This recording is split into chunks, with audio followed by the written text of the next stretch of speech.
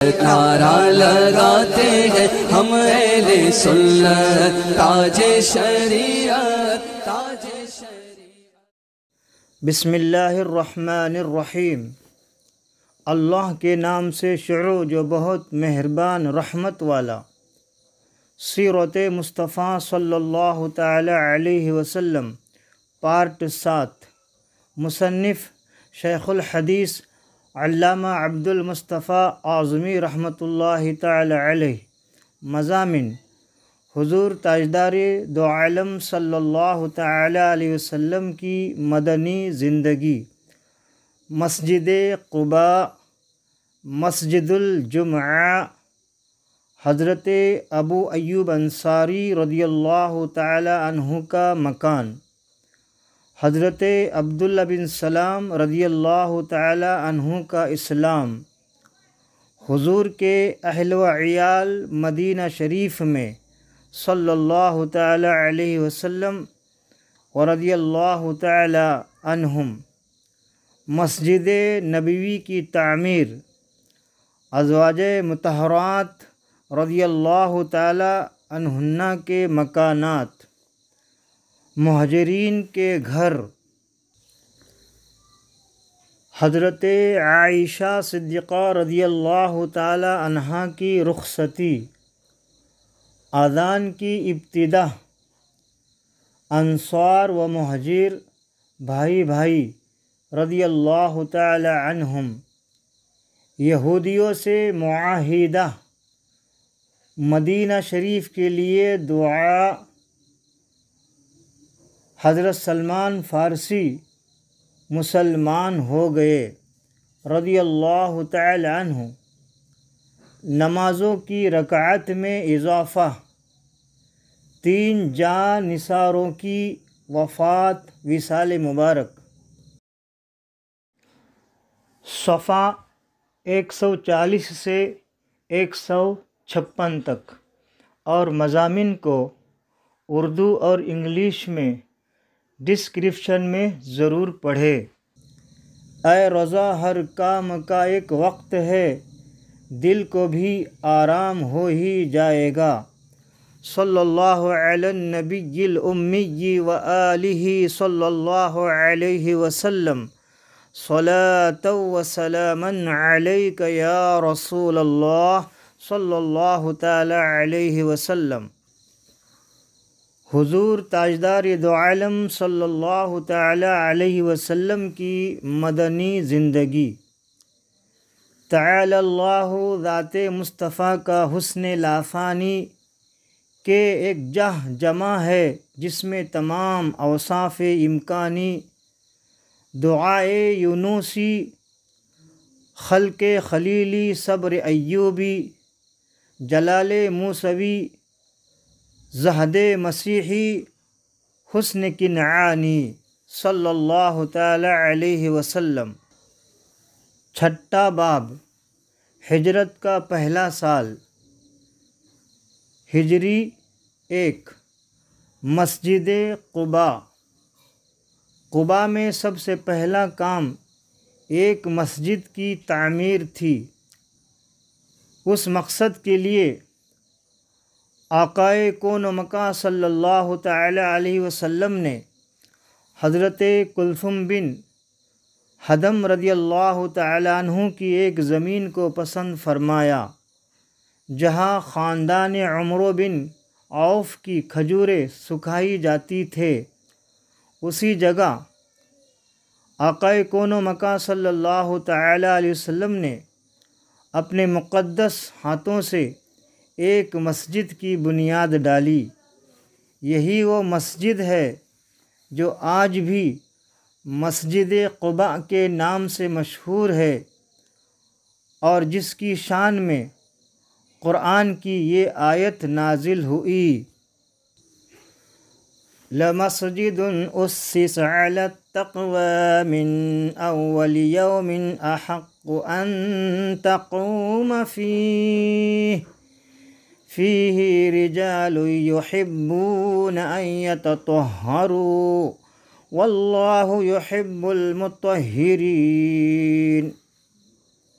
بے شک وہ مسجد کے پہلے ہی دن سے جس کی بنیاد پرہیزگاری پر رکھی گئی ہے، وہ اس قابل ہے کہ تم اس میں کھڑے ہوں۔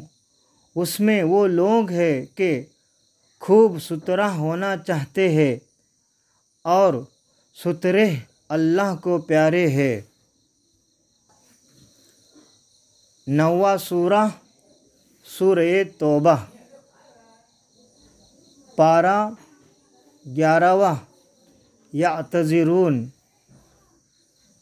آیت 108، ترجمہ کنز الایمان۔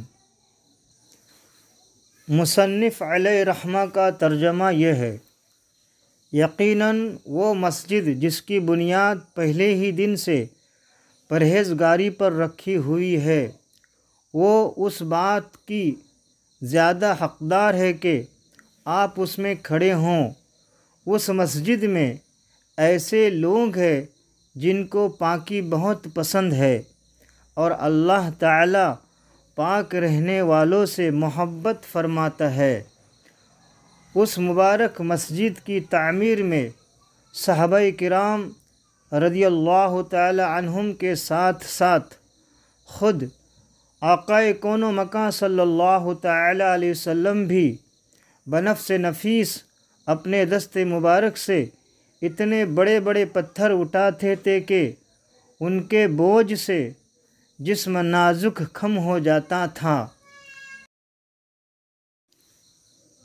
اور اگر آپ کے جانثار اصحاب میں سے کوئی عرض کرتا، یا رسول اللہ صلی اللہ تعالی علیہ وسلم، آپ پر ہمارے ماں باپ قربان ہو جائے، آپ چھوڑ دیجئے، ہم اٹھائیں گے، تو نبی کونین صلی اللہ تعالی علیہ وسلم اس کی دل جوئی کے لیے چھوڑ دیتے، مگر پھر اسی وزن کا دوسرا پتھر اٹھا لیتے اور خود ہی اس کو لا کر عمارت میں لگا اور تعمیری کام میں جوش و ولولہ پیدا کرنے کے لیے صحابہ کرام رضی اللہ تعالی عنہم کے ساتھ آواز ملا کر نبی کونین صلی اللہ تعالی علیہ وسلم حضرت عبداللہ بن رواحہ رضی اللہ تعالی عنہ کے یہ اشعار پڑھتے جاتے تھے کہ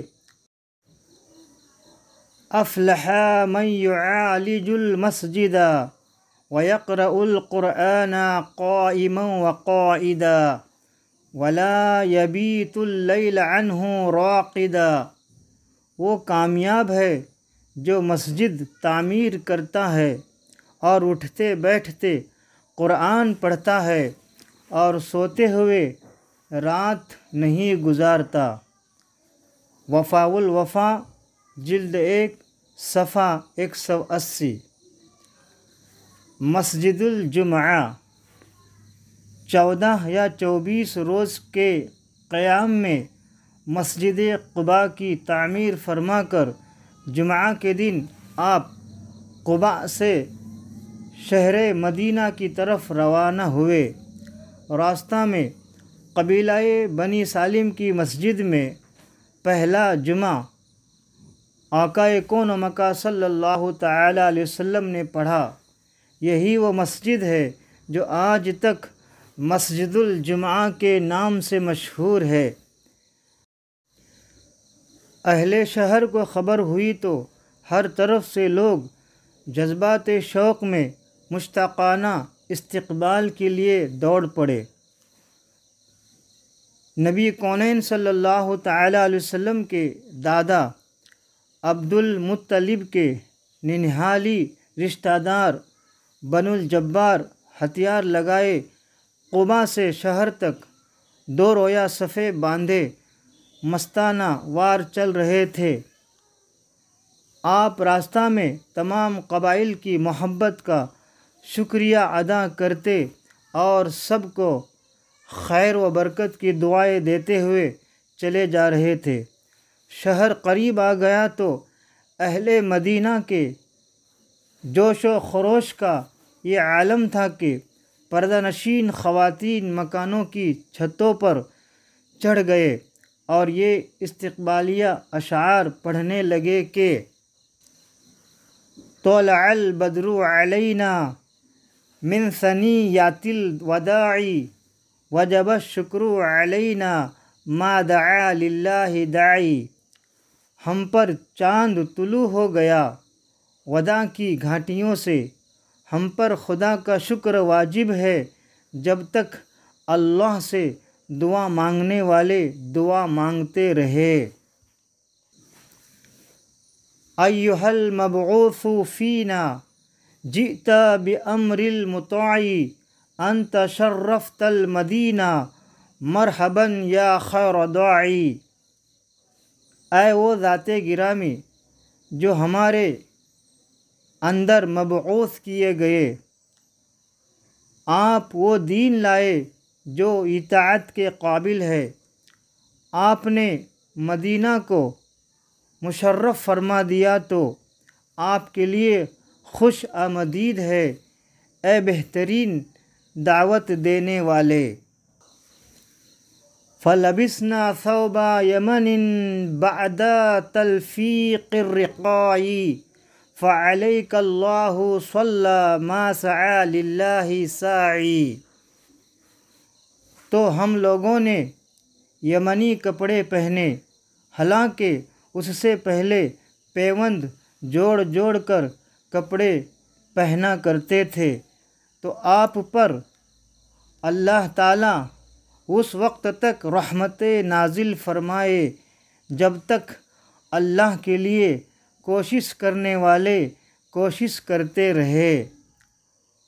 مدینہ شریف کی ننھی ننھی بچیاں جوش مسرت میں جھوم جھوم کر اور دف بجا بجا کر یہ گیت گاتی تھے کہ نحنو جوارم من نبی نجاری یا حبذا محمد من جار، ہم خاندان بنو نجار کی بچیاں ہے، واہ کیا ہی خوب ہوا کہ آقا کون و مکان صلی اللہ تعالی علیہ وسلم ہمارے پڑوسی ہو گئے۔ حضور اقدس صلی اللہ تعالی علیہ وسلم نے ان بچیوں کے جوش مسرت اور ان کی والہانہ محبت سے متاثر ہو کر پوچھا کہ اے بچیوں، کیا تم مجھ سے محبت کرتی ہوں؟ تو بچیوں نے ایک زبان ہو کر کہا کہ جی ہاں جی ہاں۔ یہ سن کر نبی کونین صلی اللہ تعالی علیہ وسلم نے خوش ہو کر مسکراتے ہوئے فرمایا کہ میں بھی تم سے محبت کرتا ہوں۔ زرقانی علی المواہب جلد 1 صفحہ 359 تا 360۔ چھوٹے چھوٹے لڑکے اور غلام جھنڈ کے جھنڈ مارے خوشی کے مدینہ شریف کی گلیوں میں آقا کون و مکان صلی اللہ تعالی علیہ وسلم کی آمد آمد کا نعرہ لگاتے ہوئے دوڑتے پھرتے تھے۔ صحابی رسول برا بن عازب رضی اللہ تعالیٰ عنہ فرماتے ہیں کہ جو فرحت و سرور اور انوار و تجلیات سرور دو عالم صلی اللہ تعالیٰ علیہ وسلم کے مدینہ شریف میں تشریف لانے کے دن ظاہر ہوئے، نہ اس سے پہلے کبھی ظاہر ہوئے تھے نہ اس کے بعد۔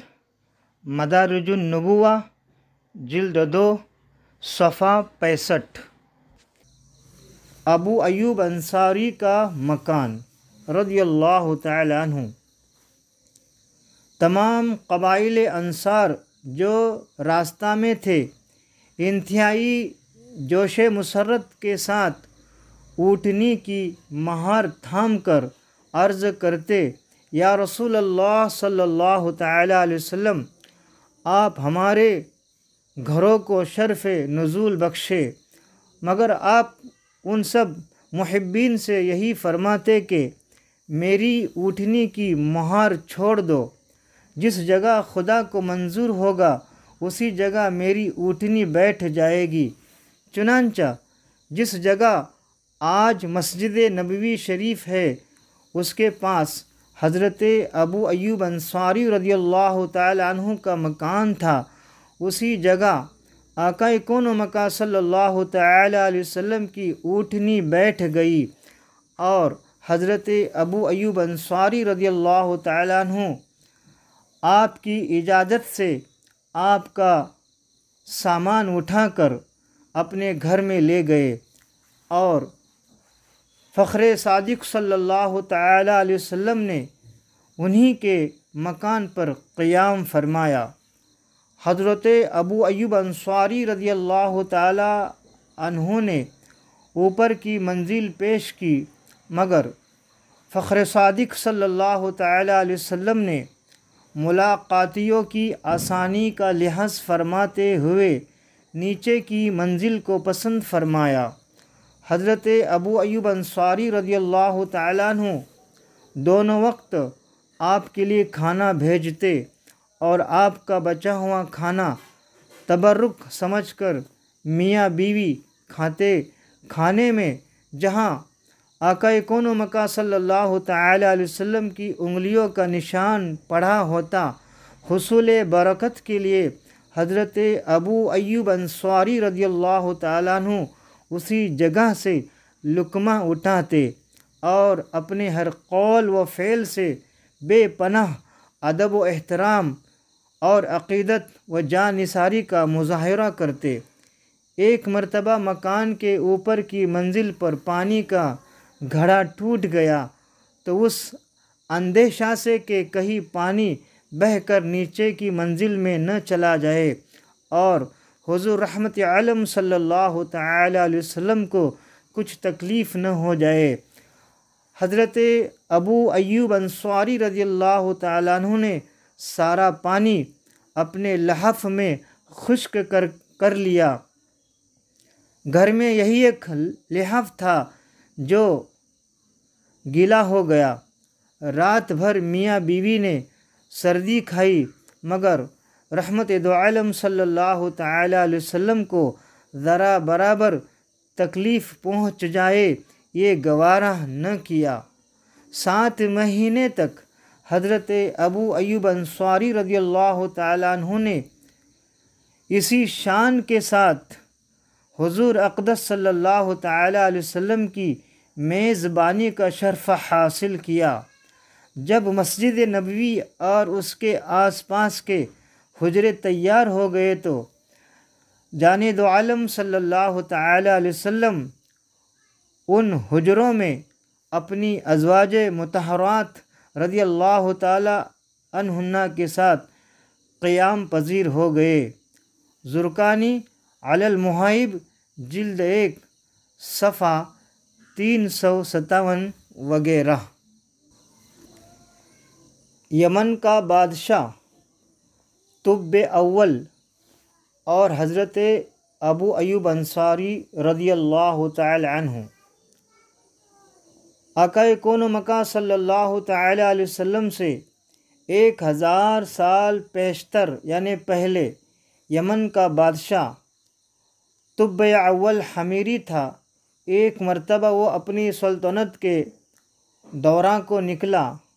12,000 عالم اور حاکم اور 1,32,000 سوار اور 1,13,000 پیادہ اپنے ہمراہ لیے اور اس شان سے نکلا کہ جہاں بھی پہنچتا اس کی شان و شوکت شاہی دیکھ کر مخلوق خدا چاروں طرف سے نظارہ کو جمع ہو جاتی۔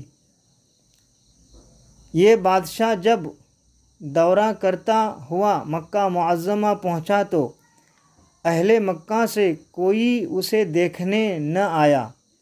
بادشاہ حیران ہوا اور اپنے وزیر اعظم سے اس کی وجہ پوچھی تو اس نے بتایا کہ اس شہر میں ایک گھر ہے جسے بیت اللہ کہتے ہیں، اس کی اور اس کے خادموں کی جو یہاں کے باشندے ہیں تمام لوگ بے حد تعظیم کرتے ہیں اور جتنا آپ کا لشکر ہے اس سے کہیں زیادہ دور اور نزدیک کے لوگ اس گھر کی زیارت کو آتے ہیں اور یہاں کے باشندوں کی خدمت کر کے چلے جاتے ہیں، پھر آپ کا لشکر ان کے خیال میں کیوں آئے؟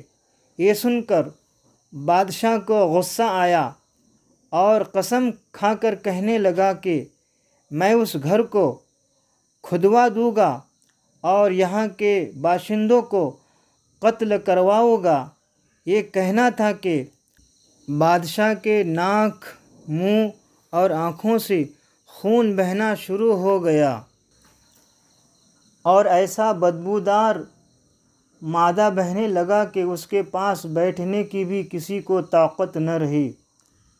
اس مرض کا علاج کیا گیا مگر آفاقہ نہ ہوا، یعنی اچھا نہ ہوا۔ شام کے وقت بادشاہ کے ہمراہی علماء میں سے ایک عالم ربانی تشریف لائے اور نبض دیکھ کر فرمایا مرض آسمانی ہے اور علاج زمین کا ہو رہا ہے۔ اے بادشاہ، آپ نے اگر کوئی بری نیت کی ہے تو فوراً اس سے توبہ کیجیے۔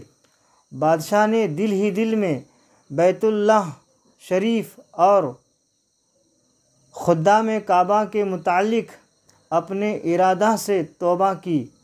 توبہ کرتے ہی اس کا وہ خون اور مادہ بہنا بند ہو گیا اور پھر صحت کی خوشی میں اس نے بیت اللہ شریف کو ریشمی غلاف چڑھایا اور شہر کے ہر باشندے کو 7 اشرفی اور 7 ریشمی جوڑے نظر کیے۔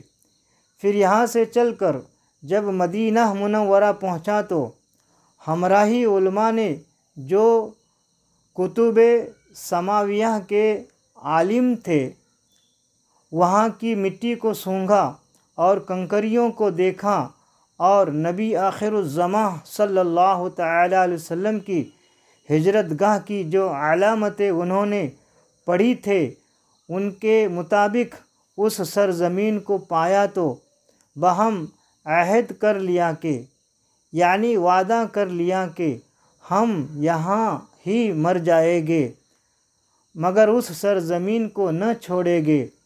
اگر ہماری قسمت نے یاوری کی تو یعنی قسمت نے ساتھ دیا تو کبھی نہ کبھی جب نبی آخر الزماں صلی اللہ تعالی علیہ وسلم یہاں تشریف لائیں گے ہمیں بھی زیارت کا شرف حاصل ہو جائے گا، ورنہ ہماری قبروں پر تو ضرور ہی کبھی نہ کبھی ان کی جوتیوں کی مقدس خاک اڑ کر پڑ جائے گی جو ہماری نجات کے لیے کافی ہے۔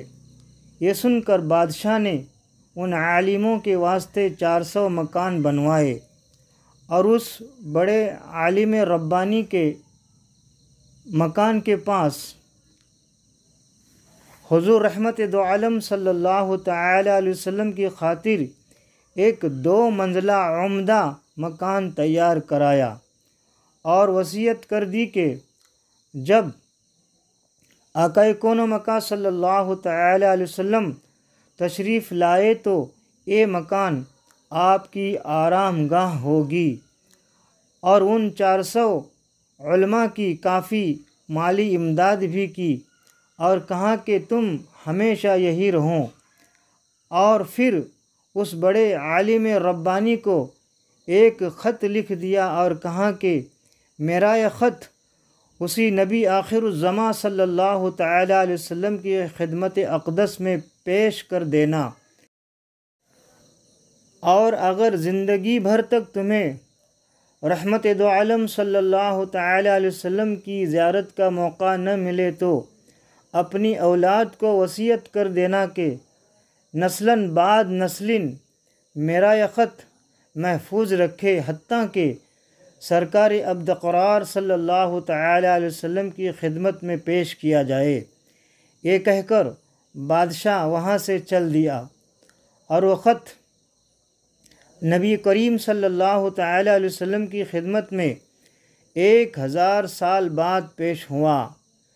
کیسے ہوا اور خط میں کیا لکھا تھا سنیے، اور عظمت مصطفیٰ صلی اللہ تعالی علیہ وسلم کا اعتراف فرمائیے۔ خط کا مضمون یہ تھا، ترجمہ: کم ترین مخلوق طب اول حمیری کی طرف سے شفیع المذنبین سید المرسلین محمد رسول اللہ صلی اللہ تعالی علیہ وسلم، اما بعد، اے اللہ کے حبیب، میں آپ پر ایمان لاتا ہوں اور جو کتاب آپ پر نازل ہوگی اس پر بھی ایمان لاتا ہوں، اور میں آپ کے دین پر ہوں۔ پس اگر مجھے آپ کی زیارت کا موقع مل گیا تو بہت اچھا و غنیمت، اور اگر میں آپ کی زیارت نہ کر سکا تو میری شفاعت فرمانا، اور قیامت کے روز مجھے فراموش نہ کرنا۔ میں آپ کی پہلی امت میں سے ہوں اور آپ کے ساتھ آپ کی آمد سے پہلے ہی بیعت کرتا ہوں۔ میں گواہی دیتا ہوں کہ اللہ ایک ہے اور آپ اس کے سچے رسول ہے، جل جلالہ وصلی اللہ تعالی علیہ وسلم۔ شاہ یمن کا یہ خط نسلاً بعد نسلٍ ان 400 علماء کے اندر حرزِ جاں کی حیثیت سے محفوظ چلا آیا، یہاں تک کہ 1000 سال کا عرصہ گزر گیا۔ ان علماء کی اولاد اس کثرت سے بڑھی کہ مدینہ کی آبادی میں کئی گنا اضافہ ہو گیا، اور یہ خط دست بدست مع وصیت کے اس بڑے عالم ربانی کی اولاد میں سے حضرت ابو ایوب انصاری رضی اللہ تعالیٰ عنہ کے پاس پہنچا، اور آپ نے وہ خط اپنے غلام خاص ابو لیلہ کی تحویل میں رکھا، اور جب آقا کون و مکان صلی اللہ تعالی علیہ وسلم مکہ معظمہ سے ہجرت فرما کر مدینہ منورہ پہنچے اور مدینہ منورہ کی الوداعی گھاٹی ثنیات کی گھاٹیوں سے آپ کی اونٹنی نمودار ہوئی، اور مدینہ منورہ کے خوش نصیب لوگ محبوب خدا کا استقبال کرنے کو جونک در جونک آ رہے تھے، اور کوئی اپنے مکانوں کو سجا رہا تھا تو کوئی گلیوں اور سڑکوں کو صاف کر رہا تھا، کوئی دعوت کا انتظام کر رہا تھا، اور سب یہی اصرار کر رہے تھے کہ آقا کون و مکان صلی اللہ تعالی علیہ وسلم میرے گھر تشریف فرما ہوں۔ حضور رحمت دو عالم صلی اللہ تعالی علیہ وسلم نے فرمایا کہ میری اونٹنی کی نکیل چھوڑ دو، جس گھر میں یہ ٹھہرے گی اور بیٹھ جائے گی وہی میری قیام گاہ ہوگی۔ چنانچہ جو 2 منزلہ مکان شاہ یمن طبے نے حضور صلی اللہ تعالی علیہ وسلم کی خاطر بنوایا تھا، وہ اس وقت حضرت ابو ایوب انصاری رضی اللہ تعالیٰ عنہ کی تحویل میں تھا، یعنی ان کی ملکیت میں تھا۔ اسی میں آقا کون و مکان صلی اللہ تعالی علیہ وسلم کی اونٹنی جا کر بیٹھ گئی یا ٹھہر گئی۔ لوگوں نے ابو لیلہ کو بھیجا کہ حضور کو شاہ یمن طبے کا خط دے آؤ۔ جب ابو لیلہ حاضر ہوا تو حضور رحمت عالم غائبدہ رسول صلی اللہ تعالی علیہ وسلم نے اسے دیکھتے ہی فرمایا، تو ابو لیلہ ہے۔ یہ سن کر ابو لیلہ حیران ہو گئے۔ رحمت دو عالم صلی اللہ تعالی علیہ وسلم نے پھر فرمایا، میں محمد الرسول اللہ ہوں، جل جلالہ صلی اللہ تعالی علیہ وسلم۔ شاہ یمن کا جو میرا خط تمہارے پاس ہے لاؤ وہ مجھے دو۔ چنانچہ ابو لیلہ نے وہ خط دیا اور رحمت عالم صلی اللہ تعالیٰ علیہ وسلم نے پڑھ کر فرمایا، صالح بھائی تبے کو آفری و شباس ہے۔ میزان الادیان صفحہ 171 اور کتاب المستظرف اور حجت اللہ علی العالمین اور تاریخ ابن عساکر۔ سبق: ہمارے حضور رحمت دو عالم صلی اللہ تعالیٰ علیہ وسلم کا ہر زمانے میں چرچا رہا اور خوش قسمت افراد نے ہر دور میں رحمت دو عالم صلی اللہ تعالیٰ علیہ وسلم سے فیض پایا، اور محمد رسول اللہ صلی اللہ تعالیٰ علیہ وسلم اگلی اور پچھلی تمام باتیں جانتے ہیں، اور یہ بھی معلوم ہوا کہ حضور رحمت دو عالم صلی اللہ تعالیٰ علیہ وسلم کی آمد کی خوشی میں مکانات اور بازاروں کی سجاوٹ اور مزین کرنا صحابہ کرام کی سنت ہے۔ پھر آج اگر حضور کی آمد کی خوشی میں بازاروں کو سجایا جائے، گھروں کو مزین کیا جائے اور جلوس نکالا جائے تو اسے بدعت کہنے والا خود ہی کیوں بدعتی نہ ہوگا۔ صلی اللہ علی النبی الامی و آلہ صلی اللہ علیہ وسلم، صلاۃ و سلام علیک یا رسول اللہ صلی اللہ تعالی علیہ وسلم۔ ہم سب کے ایمان کی حفاظت کرنے والے اعلیٰ حضرت عظیم البرکت رضی اللہ تعالی عنہ فرماتے ہیں، اور کوئی غیب کیا تم سے نہاں ہو بھلا، جب نہ خدا ہی چھپا تم پہ کرو رود۔ ہجرت کا پہلا سال قسم قسم کے بہت سے واقعات کو اپنے دامن میں لیے ہے، مگر ان میں سے چند بڑے بڑے واقعات کو نہایت اختصار کے ساتھ ہم تحریر کرتے ہیں اور آپ سننے کا شرف حاصل کر رہے ہیں۔ حضرت عبداللہ بن سلام کا اسلام رضی اللہ تعالیٰ عنہ۔ حضرت عبداللہ بن سلام رضی اللہ تعالیٰ عنہ مدینہ شریف میں یہودیوں کے سب سے بڑے عالم تھے۔ خود ان کا اپنا بیان ہے کہ جب رحمت دو عالم صلی اللہ تعالیٰ علیہ وسلم مکہ مکرمہ سے ہجرت فرما کر مدینۃ المنورہ میں تشریف لائے اور لوگ جوق در جوق ان کی زیارت کے لیے ہر طرف سے آنے لگے، تو میں بھی اسی وقت خدمت اقدس میں حاضر ہوا، اور جو ہی میری نظر جمال نبوت پر پڑی تو پہلی نظر میں میرے دل نے یہ فیصلہ کر دیا کہ یہ چہرہ کسی جھوٹے آدمی کا چہرہ نہیں ہو سکتا۔ پھر رحمت دو عالم صلی اللہ تعالیٰ علیہ وسلم نے اپنے وعظ میں یہ ارشاد فرمایا کہ ایھا الناس افشوا السلام واطعموا الطعام وصلوا الارحام وصلوا باللیل والناس نیام۔ اے لوگو، اسلام کا چرچا کرو اور کھانا کھلاؤ، رشتہ داروں کے ساتھ صلہ رحمی کرو، اور راتوں کو جب لوگ سو رہے ہوں تو تم نماز پڑھو۔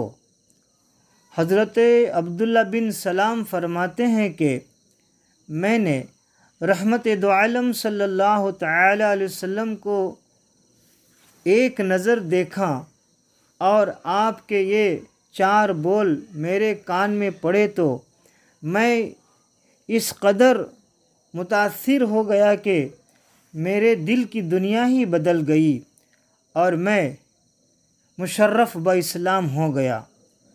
حضرت عبداللہ بن سلام رضی اللہ تعالیٰ عنہ کا دامن اسلام میں آ جانا یہ اتنا اہم واقعہ تھا کہ مدینہ شریف کے یہودیوں میں کھلبلی مچ گئی۔ مدارج النبوہ جلد 2 صفحہ 66 و بخاری وغیرہ۔ حضور علیہ الصلاۃ والسلام کے اہل و عیال مدینہ شریف میں رضی اللہ تعالی عنہم۔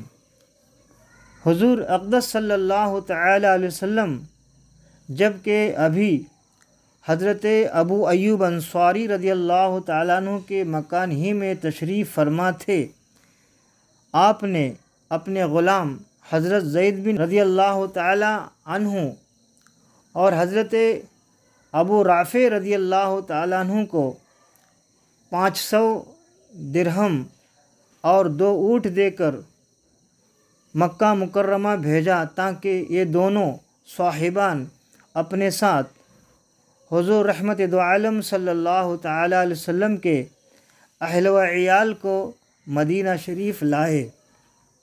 چنانچہ یہ دونوں حضرات جا کر حضور رحمت دو عالم صلی اللہ تعالی علیہ وسلم کی 2 صاحبزادیوں حضرت فاطمہ حضرت ام کلثوم رضی اللہ تعالی عنہما اور آپ کی زوجہ مطہرہ ام المؤمنین حضرت بی بی سودا رضی اللہ تعالی عنہ اور حضرت اسامہ بن زید اور حضرت ام ایمن رضی اللہ تعالی عنہما کو مدینہ شریف لے آئے۔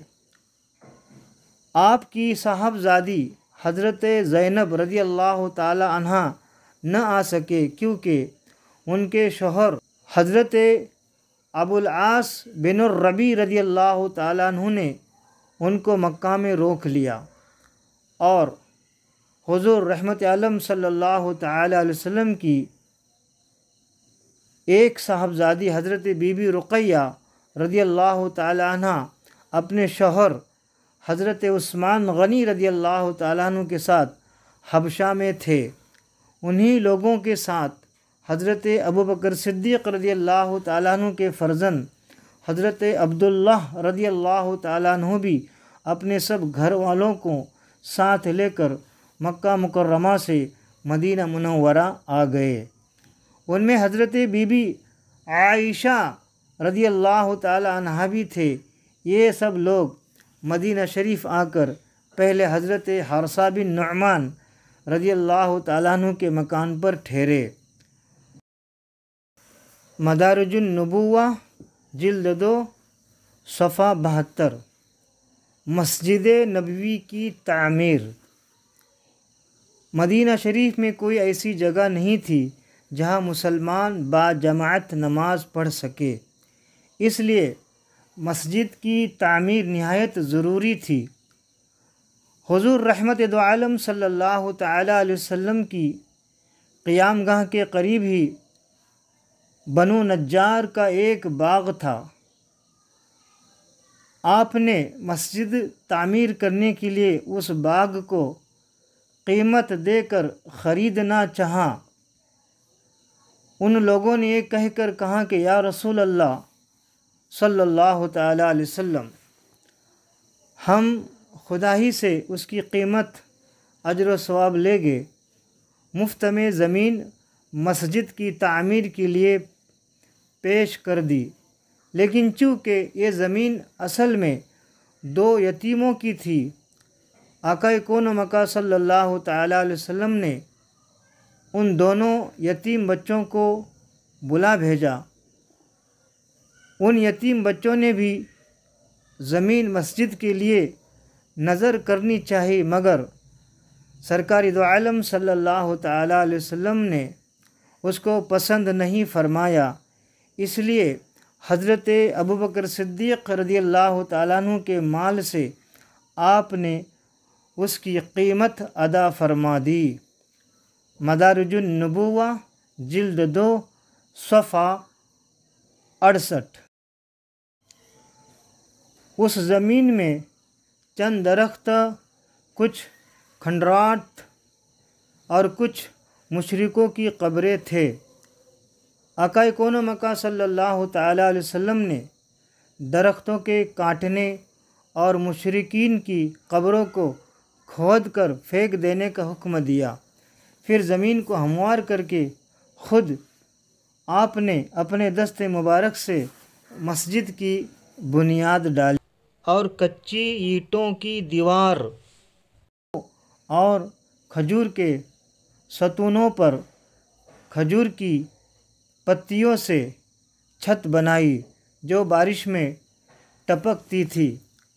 اس مسجد کی تعمیر میں صحابہ کرام رضی اللہ تعالی عنہم کے ساتھ خود رحمت دو عالم صلی اللہ تعالی علیہ وسلم بھی اینٹیں اٹھا کر لاتے تھے، اور صحابہ کرام رضی اللہ تعالی عنہم کو جوش دلانے کے لیے ان کے ساتھ آواز ملا کر رحمت دو عالم صلی اللہ تعالی علیہ وسلم رجس کا یہ شعر پڑھتے تھے کہ اللہم لا خیر الا خیر الآخرہ فاغفر الانصار والمہاجرہ۔ بخاری جلد 1 صفحہ 61۔ اے اللہ، بھلائی تو صرف آخرت ہی کی بھلائی ہے، لہٰذا اے اللہ تو انصار و مہاجرین کو بخش دے۔ اسی مسجد کا نام مسجد نبوی ہے۔ یہ مسجد ہر قسم کے دنیاوی تکلفات سے پاک اور اسلام کی سادگی کی سچی اور صحیح تصویر تھی۔ اس مسجد کی عمارت اول طول و عرض میں 60 گز لمبی اور 54 گز چوڑی تھی، اور اس کا قبلہ بیت المقدس کی طرف بنایا گیا تھا، مگر جب قبلہ بدل کر کعبہ کی طرف ہو گیا تو مسجد کے شمالی جانب ایک نیا دروازہ قائم کیا گیا۔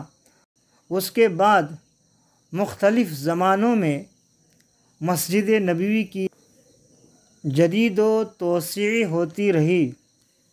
مسجد کے ایک کنارے پر ایک چبوترا تھا جس پر کھجور کی پتیوں سے چھت بنا دی گئی تھی۔ اس چبوترا کا نام صفہ ہے۔ جو صحابہ گھر بار نہیں رکھتے تھے وہ اسی چبوترا پر سوتے بیٹھتے تھے، اور یہی لوگ اصحاب صفہ کہلاتے ہیں۔ مدارج النبوہ جلد 2 صفحہ 59۔ ازواج مطہرات رضی اللہ تعالی عنہن کے مکانات۔ مسجد نبوی کے متصل ہی آقا کون و مکہ صلی اللہ تعالی علیہ وسلم نے ازواج مطہرات رضی اللہ تعالی عنہن کے لیے حجرے بھی بنوائے۔ اس وقت تک حضرت بی بی سعودہ اور حضرت عائشہ رضی اللہ تعالی عنہما نکاح میں تھے، اس لیے 2 ہی مکان بنوائے۔ جب دوسری ازواج مطہرات آتی گئی تو دوسرے مکانات بنتے گئے۔ یہ مکانات بھی بہت ہی سادگی کے ساتھ بنائے گئے تھے۔ 10 ہاتھ لمبے، 6 7 ہاتھ چوڑے کچی اینٹوں کی دیواریں، کھجور کی پتیوں کی چھت، وہ بھی اتنی نیچی کہ آدمی کھڑا ہو کر چھت کو چھو لیتا۔ دروازوں میں کواڑ بھی نہ تھے، کمبل یا ٹاٹ کے پردے پڑے رہتے تھے۔ طبقات ابن سعد وغیرہ۔ اللہ اکبر۔ یہ ہے شہنشاہ دو عالم صلی اللہ تعالی علیہ وسلم کا وہ کاشانہ نبوت جس کی آستانہ بوسی اور دربانی جبریل علیہ السلام کے لیے سرمایہ سعادت اور باعث افتخار تھی۔ اللہ اللہ، وہ شہنشاہ کونین جس کو خالق کائنات نے اپنے مہمان بنا کر عرش اعظم پر مسند نشین بنایا، اور جس کے سر پر اپنی محبوبیت کا تاج پہنا کر زمین کے خزانوں کی کنجیاں جس کے ہاتھوں میں عطا فرما دی۔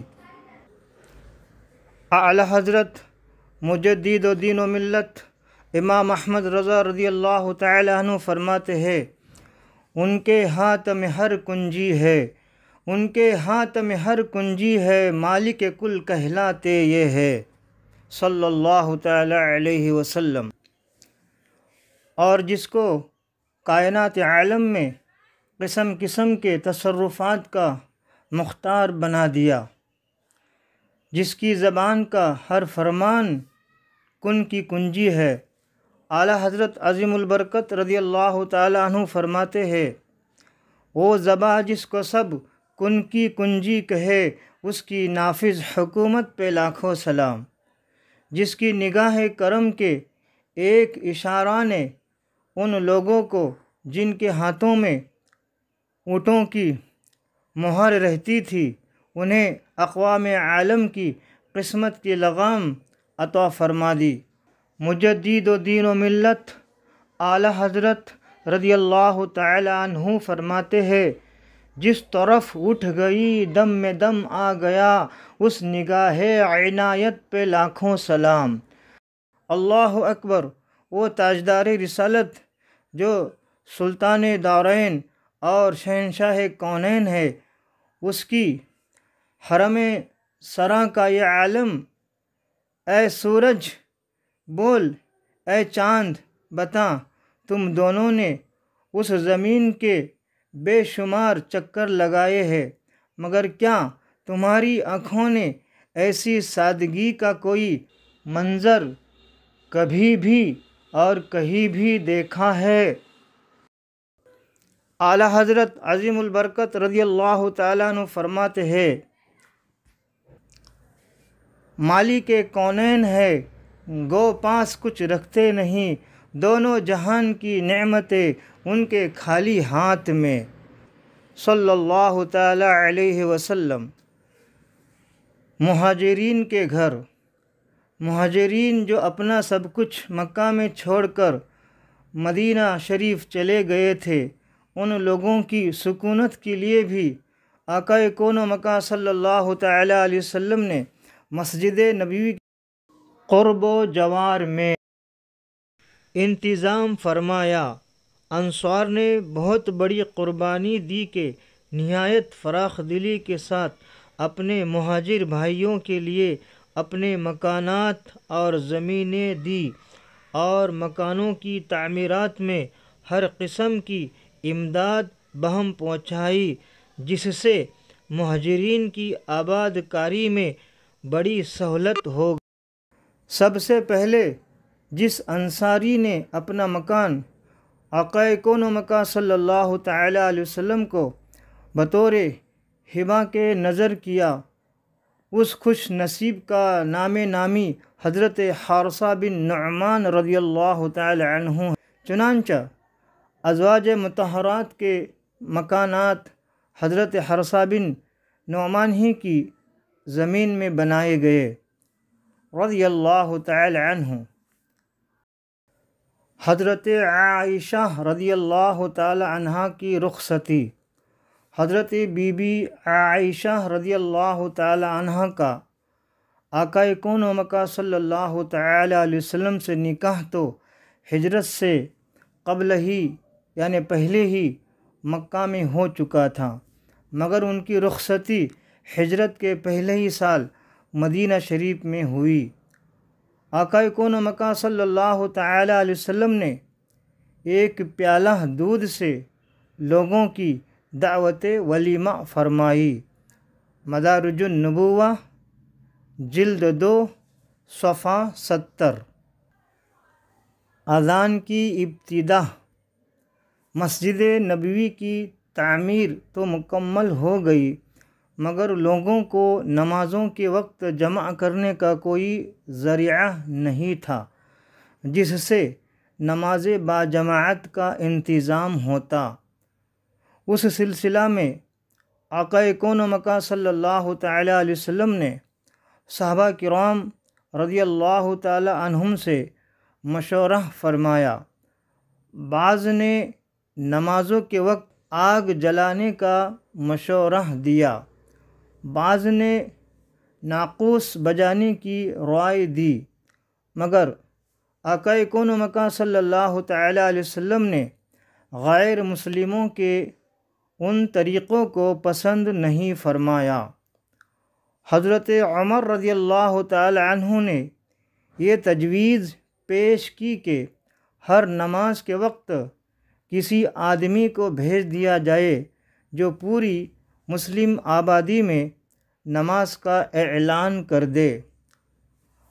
نبی کونین صلی اللہ تعالی علیہ وسلم نے اس رائے کو پسند فرمایا اور حضرت بلال رضی اللہ تعالی عنہ کو حکم فرمایا کہ وہ نمازوں کے وقت لوگوں کو پکار دیا کرے۔ چنانچہ وہ الصلاۃ جامعہ کہہ کر پانچوں نمازوں کے وقت اعلان کرتے تھے۔ اسی درمیان ایک صحابی حضرت عبداللہ بن زید انصاری رضی اللہ تعالی عنہ نے خواب میں دیکھا کہ اذان شرعی کے الفاظ کوئی سنا رہا ہے۔ اس کے بعد آقا کون و مکان صلی اللہ تعالی علیہ وسلم اور حضرت عمر رضی اللہ تعالی عنہ اور دوسرے صحابہ کو بھی اس قسم کے خواب نظر آئے رضی اللہ تعالی عنہم۔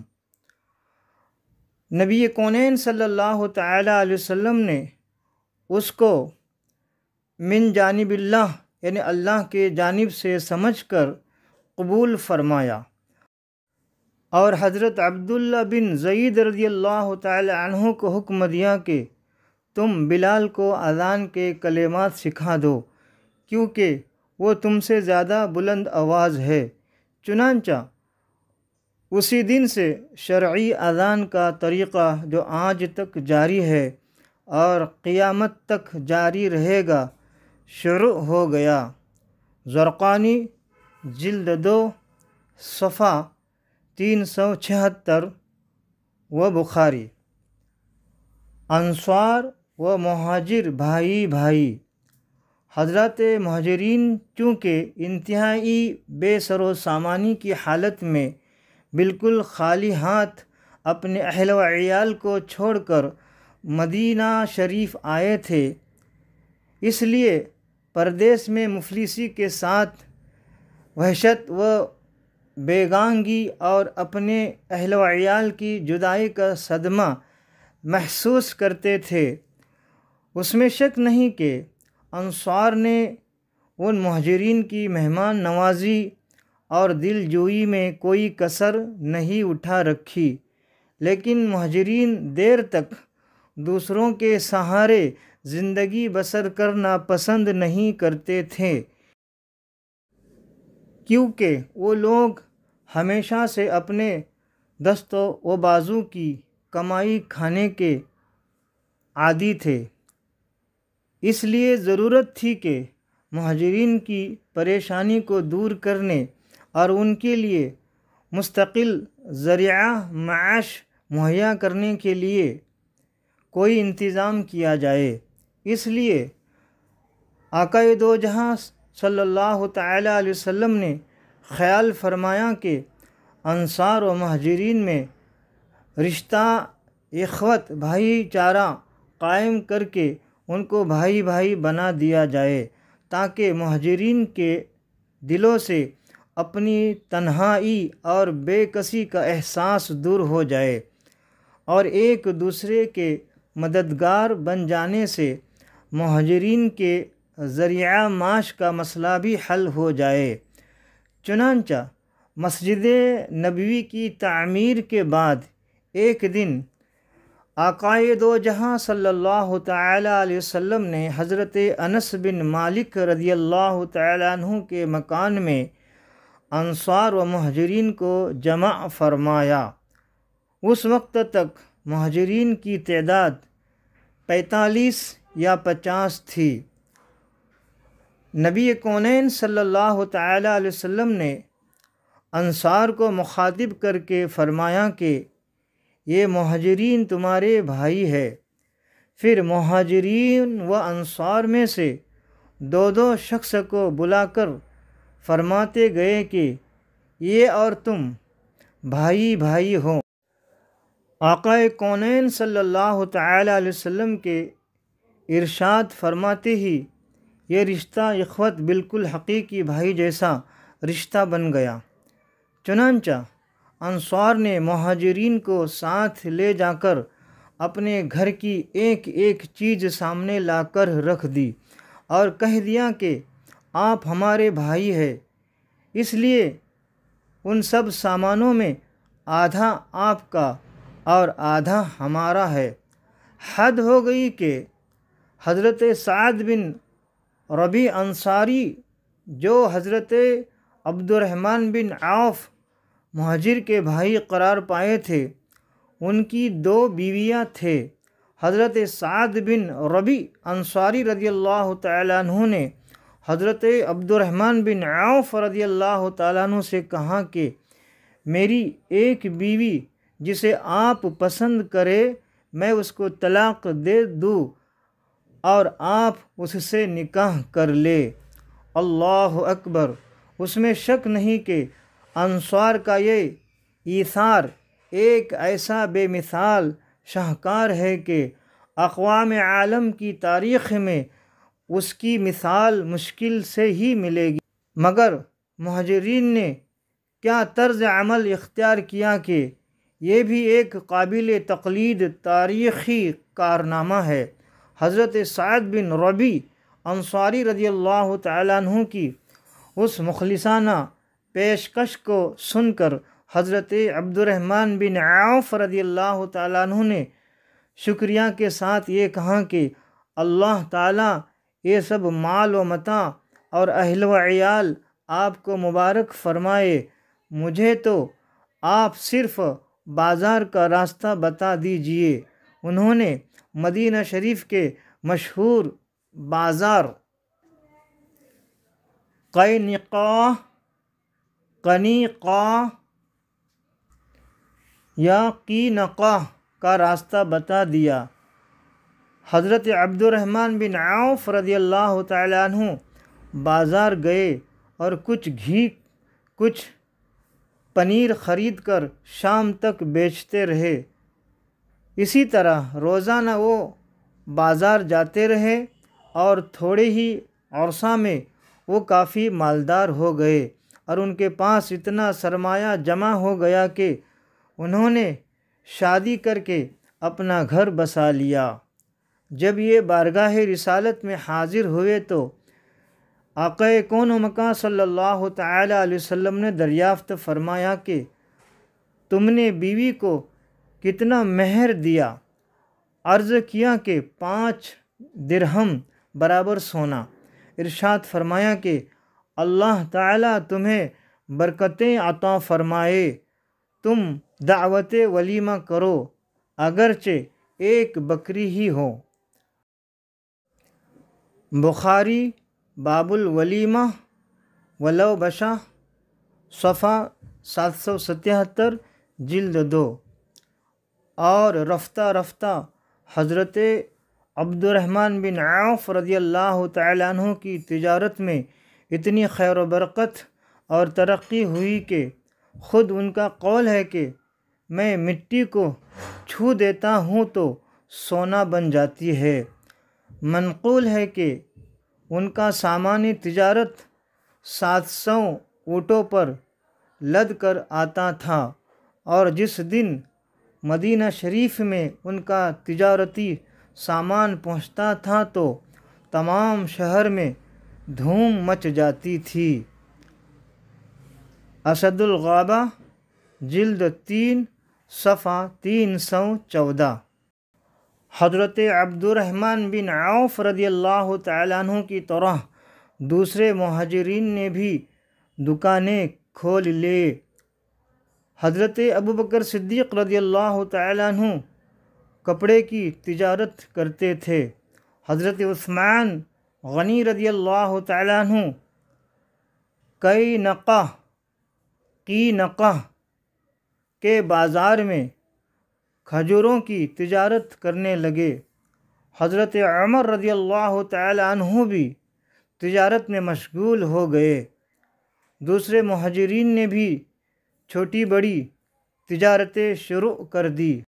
غرض باوجود یہ کہ مہاجرین کے لیے انصار کا گھر مستقل مہمان خانہ تھا، مگر مہاجرین زیادہ دنوں تک انصار پر بوجھ نہیں بنے بلکہ اپنی محنت اور بے پناہ کوششوں سے بہت جلد اپنے پاؤں پر کھڑے ہو گئے۔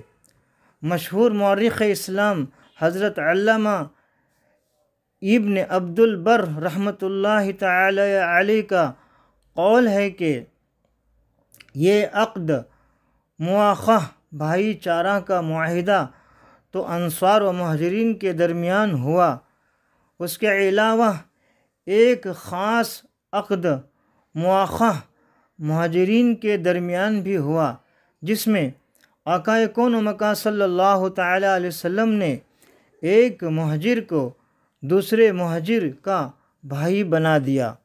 چنانچہ حضرت ابوبکر صدیق و حضرت عمر رضی اللہ تعالی عنہما اور حضرت طلحہ و حضرت زبیر رضی اللہ تعالی عنہما و حضرت عثمان و حضرت عبد الرحمن بن عوف رضی اللہ تعالی عنہما کے درمیان جب بھائی چارہ ہو گیا تو حضرت علی رضی اللہ تعالی عنہ نے دربار رسالت میں عرض کیا کہ یا رسول اللہ جل جلالہ و صلی اللہ تعالی علیہ وسلم، آپ نے اپنے صحابہ کو ایک دوسرے کا بھائی بنا دیا، لیکن مجھے آپ نے کسی کا بھائی نہیں بنایا، آخر میرا بھائی کون ہے؟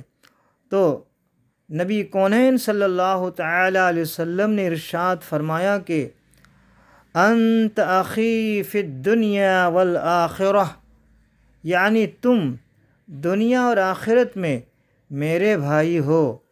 مدارج النبوہ جلد 2 صفحہ 71۔ یہودیوں سے معاہدہ۔ مدینہ شریف میں انصار کے علاوہ بہت سے یہودی بھی آباد تھے۔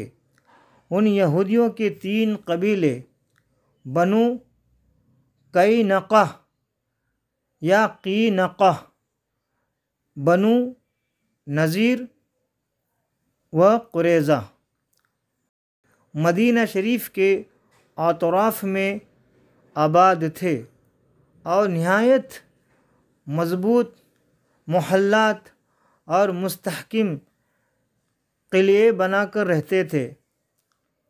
ہجرت سے پہلے یہودیوں اور انصار میں ہمیشہ اختلاف رہتا تھا اور وہ اختلاف اب بھی موجود تھا، اور انصار کے دونوں قبیلے اوس و خزرج بہت کمزور ہو چکے تھے، کیونکہ مشہور لڑائی جنگ بعث میں ان دونوں قبیلوں کے بڑے بڑے سردار اور نامور بہادر آپس میں لڑ کر قتل ہو چکے تھے، اور یہودی ہمیشہ اس قسم کی تدبیروں اور شرارتوں میں لگے رہتے تھے کہ انصار کے یہ دونوں قبائل ہمیشہ ٹکراتے رہے اور کبھی بھی متحد نہ ہونے پائے۔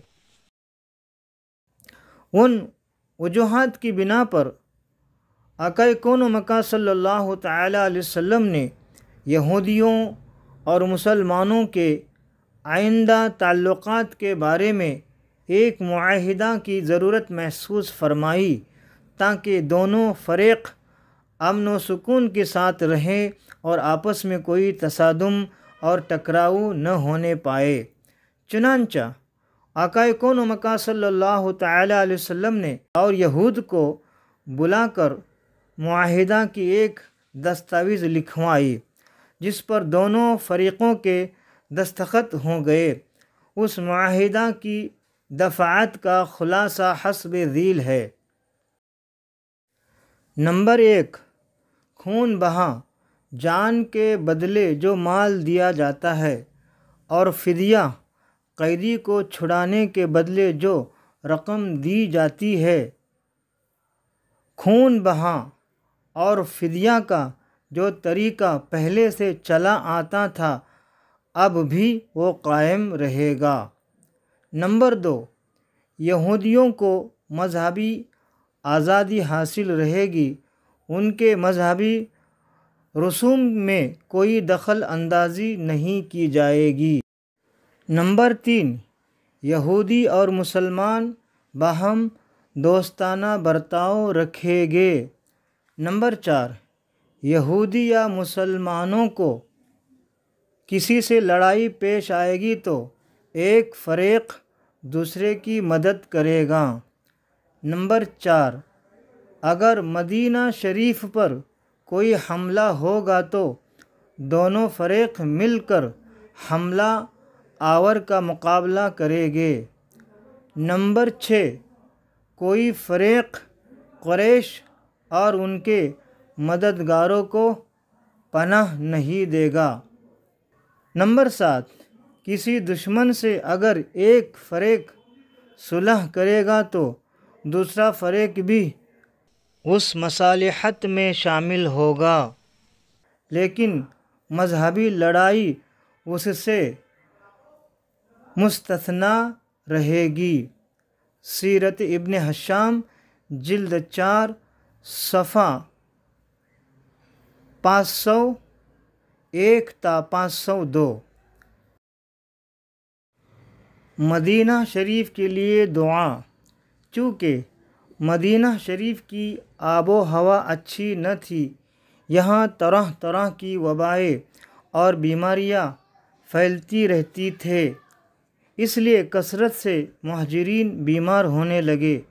حضرت ابوبکر صدیق رضی اللہ تعالی عنہ، حضرت بلال رضی اللہ تعالی عنہ شدید لرزہ بخار میں مبتلا ہو کر بیمار ہو گئے، اور بخار کی شدت میں یہ حضرات اپنے وطن مکہ مکرمہ کو یاد کر کے کفار مکہ پر لعنت بھیجتے تھے اور مکہ کی پہاڑیوں اور گھاسوں کے فراق میں اشعار پڑھتے تھے۔ نبی کونین صلی اللہ تعالی علیہ وسلم نے اس موقع پر یہ دعا فرمائی کہ یا اللہ ہمارے دلوں میں مدینہ شریف ایسی ہی محبت ڈال دے جیسی مکہ شریف کی محبت ہے، بلکہ اس سے بھی زیادہ، اور مدینہ شریف کی آب و ہوا کو صحت بخش بنا دے، اور مدینہ شریف کے صاع اور مد ناپ تول کے برتنوں میں خیر و برکت عطا فرما، اور مدینہ شریف کے بخار کو جحفہ کی طرح منتقل فرما دے۔ مدارج النبوہ جلد 2 صفحہ 70 و بخاری۔ حضرت سلمان فارسی مسلمان ہو گئے رضی اللہ تعالیٰ عنہ۔ ہجری 1 کے واقعات میں حضرت سلمان فارسی رضی اللہ تعالیٰ عنہ کے اسلام لانے کا واقعہ بھی بہت اہم ہے۔ یہ فارس کے رہنے والے تھے، ان کے آبا و اجداد بلکہ ان کے ملک کی پوری آبادی مجوسی آتش پرست تھی، یعنی آگ کی پوجا کرنے والی تھی۔ یہ اپنے آبائی دین سے بیزار ہو کر دین حق کی تلاش میں اپنے وطن سے نکلے، مگر ڈاکوؤں نے ان کو گرفتار کر کے اپنا غلام بنا لیا۔ پھر ان کو بیچ ڈالا۔ چنانچہ یہ کئی بار بکتے رہے اور مختلف لوگوں کی غلامی میں رہے۔ اسی طرح یہ مدینہ شریف پہنچے، کچھ دنوں تک عیسائی بن کر رہے اور یہودیوں سے بھی میل جل رکھتے رہے۔ اس طرح ان کو توریت اور انجیل کی کافی معلومات حاصل ہو چکی تھی۔ یہ آقا کون و مکان صلی اللہ تعالی علیہ وسلم کی بارگاہ میں حاضر ہوئے تو پہلے دن تازہ کھجوروں کا ایک طبق خدمت اقدس میں یہ کہہ کر پیش کیا کہ یہ صدقہ ہے۔ آقا کون و مکان صلی اللہ تعالی علیہ وسلم نے فرمایا کہ اس کو ہمارے سامنے سے اٹھا کر فقراء و مساکین کو دے دو، کیونکہ میں صدقہ نہیں کھاتا۔ پھر دوسرے دن کھجوروں کا خوان لے کر پہنچے اور یہ کہہ کر کہ یہ ہدیہ ہے سامنے رکھ دیا تو آقا کون و مکان صلی اللہ تعالی علیہ وسلم نے صحابہ کو ہاتھ بڑھانے کا ارشاد فرمایا اور خود بھی کھا لیا۔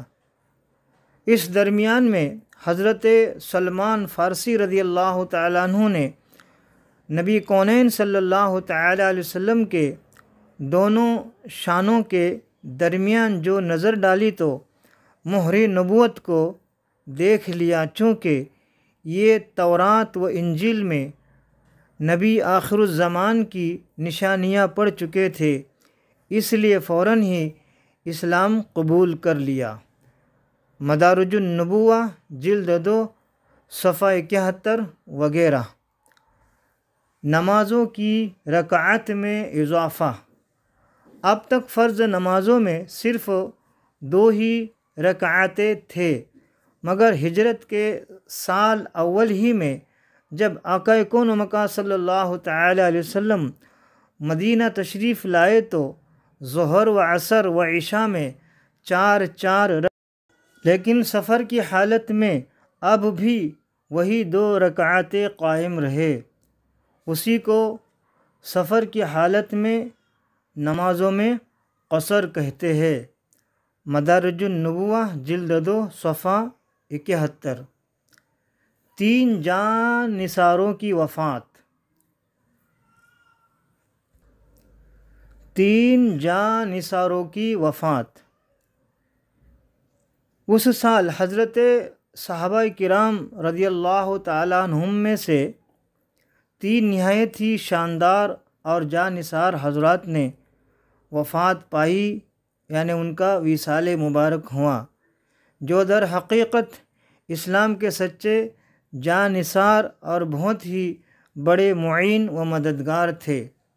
اول حضرت کلثوم بن حدم رضی اللہ تعالیٰ عنہ، یہ وہ خوش نصیب مدینہ شریف کے رہنے والے انصاری ہے کہ آقا کون و مکان صلی اللہ تعالی علیہ وسلم جب ہجرت فرما کر قباء میں تشریف لائے تو سب سے پہلے انہی کے مکان کو شرف نزول بخشا، اور بڑے بڑے مہاجرین صحابہ بھی انہی کے مکان میں ٹھہرے تھے، اور انہوں نے دونوں عالم صلی اللہ تعالی علیہ وسلم کے میزبان کو اپنے گھر میں مہمان بنا کر ایسی میزبانی اور مہمان نوازی کی کہ قیامت تک تاریخ رسالت کے صفحات پر ان کا نام نامی ستاروں کی طرح چمکتا رہے گا۔ دوم حضرت براء بن معرور انصاری رضی اللہ تعالیٰ عنہ، یہ وہ شخص ہے کہ بیعت عقبہ ثانیہ میں سب سے پہلے آقا کون و مکان صلی اللہ تعالی علیہ وسلم کے دست حق پرست پر بیعت کی، اور یہ اپنے قبیلہ خزرج کے نقیبوں میں تھے۔ سوم حضرت اسعد بن زرارہ انصاری رضی اللہ تعالی عنہ، یہ بیعت عقبہ اولا اور بیعت عقبہ ثانیہ کے دونوں بیعتوں میں شامل رہے، اور یہ پہلے وہ شخص ہے جنہوں نے مدینہ شریف میں اسلام کا ڈنکا بجایا اور ہر گھر میں اسلام کا پیغام پہنچایا۔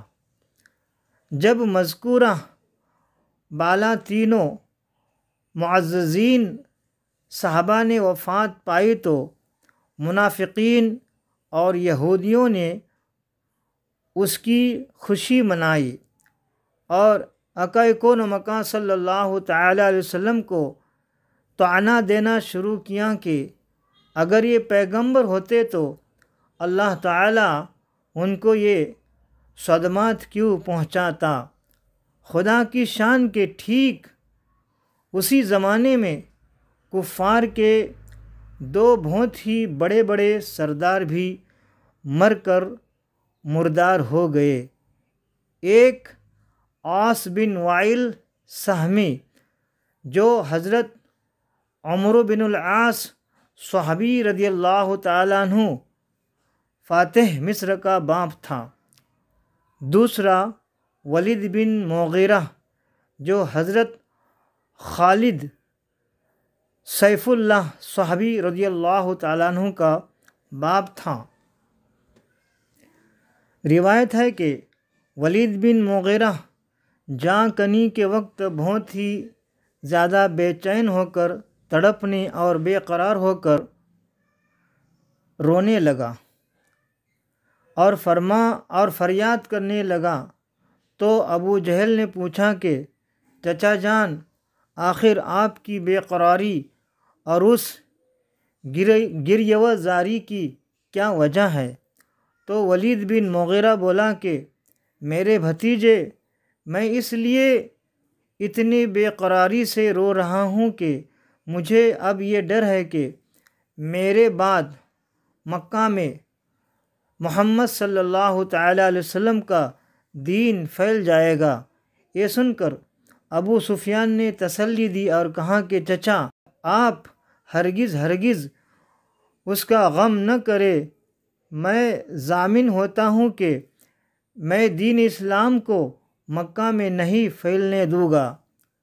چنانچہ ابو سفیان اپنے اس عہد پر یعنی وعدے پر اس طرح قائم رہے کہ مکہ فتح ہونے تک وہ برابر اسلام کے خلاف جنگ کرتے رہے، مگر فتح مکہ کے دن ابو سفیان نے اسلام قبول کر لیا اور پھر ایسے صادق الاسلام بن گئے کہ اسلام کی نصرت و حمایت کے لیے زندگی بھر جہاد کرتے رہے، اور انہی جہادوں میں کفار کے تیروں سے ان کی آنکھیں زخمی ہو گئے اور روشنی جاتی رہی۔ یہی وہ حضرت ابو سفیان رضی اللہ تعالیٰ عنہ ہے جن کے سپوت بیٹے حضرت امیر معاویہ رضی اللہ تعالیٰ عنہ ہے۔ اسی سال سن ہجری 1 میں حضرت عبداللہ بن زبیر رضی اللہ تعالیٰ عنہ کی ولادت ہوئی۔ ہجرت کے بعد مہاجرین کے یہاں سب سے پہلا بچہ جو پیدا ہوا وہ یہی عبداللہ بن زبیر رضی اللہ تعالیٰ عنہ ہے۔ ان کی والدہ حضرت بی بی آسمہ جو حضرت ابوبکر صدیق رضی اللہ تعالیٰ عنہ کی صاحبزادی ہے، بیٹی ہے، پیدا ہوتے ہی ان کو لے کر بارگاہ رسالت صلی اللہ تعالیٰ علیہ وسلم میں حاضر ہوئے۔ آقا صلی اللہ تعالیٰ علیہ وسلم نے ان کو اپنی گود میں بٹھا کر اور کھجور چبا کر ان کے منہ میں ڈال دی۔ اس طرح سب سے پہلی غذا جو ان کے شکم میں پہنچی وہ آقا کون و مکان صلی اللہ تعالیٰ علیہ وسلم کا لعب دہن مبارک تھا۔ حضرت عبداللہ بن زبیر رضی اللہ تعالیٰ عنہ کی پیدائش سے مسلمانوں کو بے حد خوشی ہوئی، اس لیے کہ مدینہ شریف کے یہودی کہا کرتے تھے کہ ہم لوگوں نے مہاجرین پر ایسا جادو کر دیا ہے کہ ان کے یہاں کوئی بچہ پیدا نہیں ہوگا۔ اے رضا، ہر کام کا ایک وقت ہے، دل کو بھی آرام ہو ہی جائے گا۔ سوالات، چھٹا باب۔ سوال نمبر 1، ایسی مسجد کا تعارف پیش کرے جس کا ذکر قرآن مجید میں کس صورت میں موجود ہے، آیت نمبر کے ساتھ بیان کرے، اور وہ کب بنائی گئی اور اسے کس نے تعمیر کیا۔ جواب نمبر 1، وہ مسجد قباء ہے جس کا ذکر قرآن سورہ توبہ آیت 8 میں ہے۔ وہ زمین کلثوم بن حدم رضی اللہ تعالی عنہ کی تھی جہاں خاندان عمرو بن عوف کی کھجوریں سکھائی جاتی تھے، اور وہ مسجد ہجرت کے سفر کے دوران خود سرکار دو عالم صلی اللہ تعالی علیہ وسلم نے اپنے ہاتھوں مبارک سے اس مسجد کی بنیاد ڈالی، اور جان دو عالم صلی اللہ تعالی علیہ وسلم نے اور صحابہ کرام رضی اللہ تعالی عنہم نے اس مسجد کی تعمیر فرمائی، اور آج بھی وہ مسجد قباء کے نام سے مشہور ہے۔ سوال نمبر 2، آقا دو جہاں صلی اللہ تعالی علیہ وسلم نے پہلا جمعہ کون سی مسجد میں پڑھا؟ جواب نمبر 2، سرور کائنات صلی اللہ تعالی علیہ وسلم نے پہلا جمعہ بنی سالم کے مسجد میں ادا فرمایا، اور وہ مسجد آج مسجد جمعہ کے نام سے مشہور ہے۔ سوال نمبر 3، مسجد نبوی شریف جب تعمیر کی گئی تو اس کی لمبائی چوڑائی کس قدر رکھی گئی تھی، اور رخ قبلہ کس طرف تھا، اور وہ زمین کس کی تھی؟ جواب نمبر 3، مسجد نبوی کی عمارت 60 گز لمبی اور 54 گز یعنی 54 گز چوڑی تھی۔ اس کا قبلہ بیت المقدس کی طرف بنایا گیا تھا، اور وہ زمین 2 یتیم بچوں کی تھی جسے نبی کونین صلی اللہ تعالی علیہ وسلم نے قیمتاً خرید لیا، جس کی رقم یار غار خلیفہ اول حضرت ابوبکر صدیق رضی اللہ تعالی عنہ نے ادا کی، اور وہ مسجد نبوی تعمیر فرمائی۔ سوال نمبر 4، ازواج مطہرات کے مکانات مبارکہ کی کیفیت کیا تھی؟ جواب نمبر 4، وہ مکانات بہت ہی سادگی کے ساتھ بنائے گئے، 10 ہاتھ لمبے اور 7 ہاتھ چوڑے، کچی اینٹوں کی دیواریں، کھجور کی پتوں کی چھت، اور دروازوں کے کمبل یا ٹاٹ کے پردے تھے۔ سوال نمبر 5، ازواج مطہرات کے مکانات کے لیے کس صحابی رضی اللہ تعالی عنہ نے زمین فراہم کرنے کا شرف حاصل کیا؟ نیز حضرت ام المؤمنین عائشہ صدیقہ رضی اللہ تعالی عنہ کا نکاح کب ہوا اور رخصتی کب ہوئی، اور شہنشاہ دو عالم صلی اللہ تعالی علیہ وسلم نے کس چیز کے ساتھ لوگوں کی دعوت ولیمہ کی؟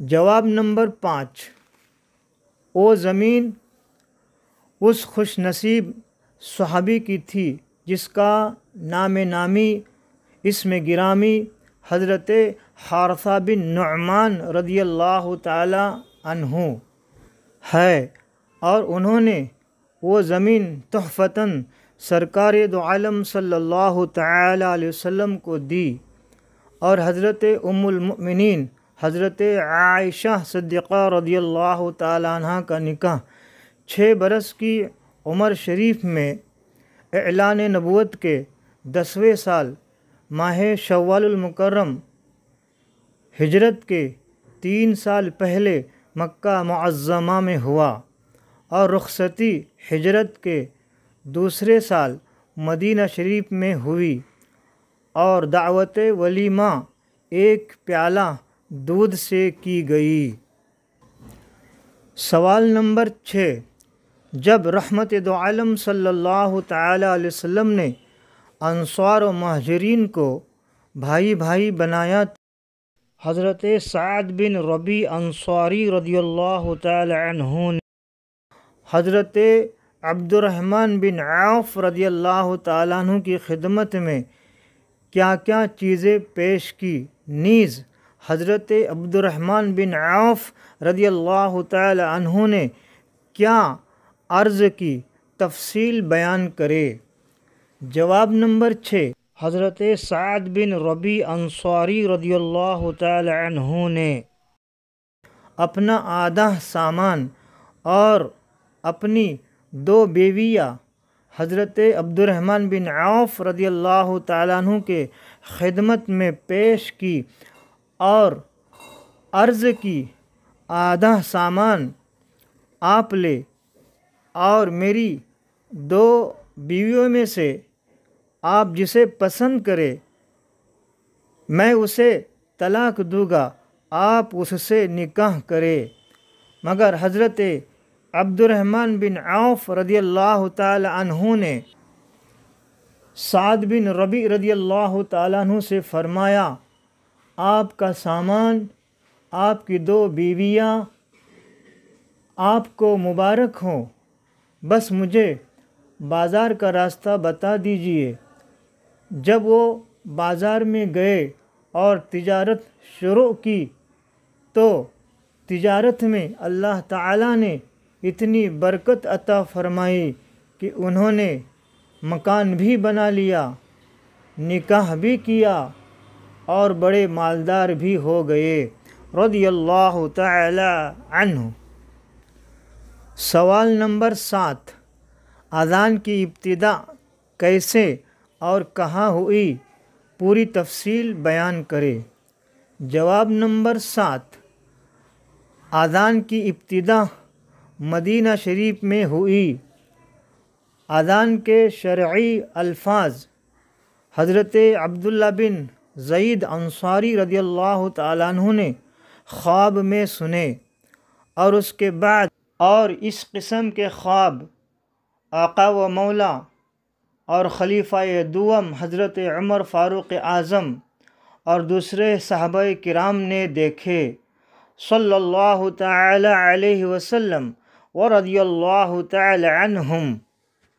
آقا کون و مکان صلی اللہ تعالی علیہ وسلم نے حضرت عبداللہ بن زید رضی اللہ تعالی عنہ کو حکم دیا کہ بلال کو اذان کے کلمات سکھا دو، چنانچہ اسی دن سے شرعی اذان کا طریقہ شروع ہوا ہے، جو آج تک جاری ہے اور انشاءاللہ قیامت تک جاری رہے گا۔